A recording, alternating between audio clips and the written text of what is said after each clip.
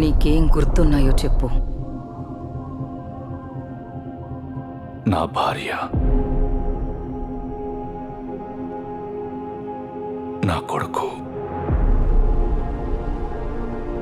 తర్వాత ఏంటి? యుద్ధంలో మేం గెలిచాం.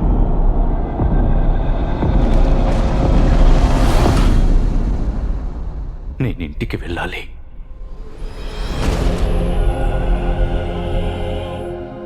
ఒక యజమాని కోసం ఎదురు చూస్తున్న ఇల్లిదే. నువ్వు నన్ను ఎంచుకుంటే బాగుంటుంది. ఇథాకరాజు తిరిగొస్తున్నాడు. అతను తిరిగి రాలేడు. ఆయన ఏం చేస్తాడు? ఆలోచించే ఇంట్లో అడుగు పెట్టాక ఇంతమంది ప్రేమికులను చూశాడని.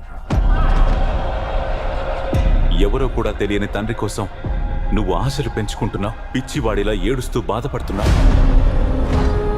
నీ కొడుకుని, నీ భార్యని ఎవరు చూసుకుంటున్నారు? నువ్వు చూస్తున్నావా? మా నాన్నగారు ఇంటికి వస్తున్నాడు. ప్రతీకారం కోసం వస్తున్నాడా? అన్నీ తీసుకొస్తున్నాను. ముందుకు సాగండి.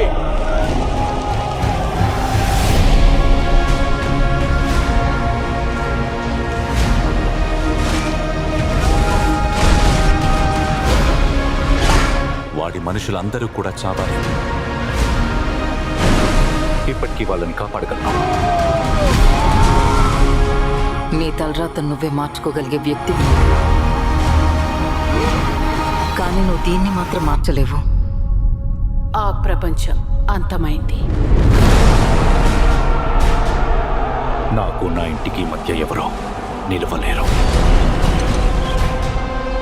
చివరిగా దేవుడితో సహా. ముందుకు వెళ్తూనే ఉండండి.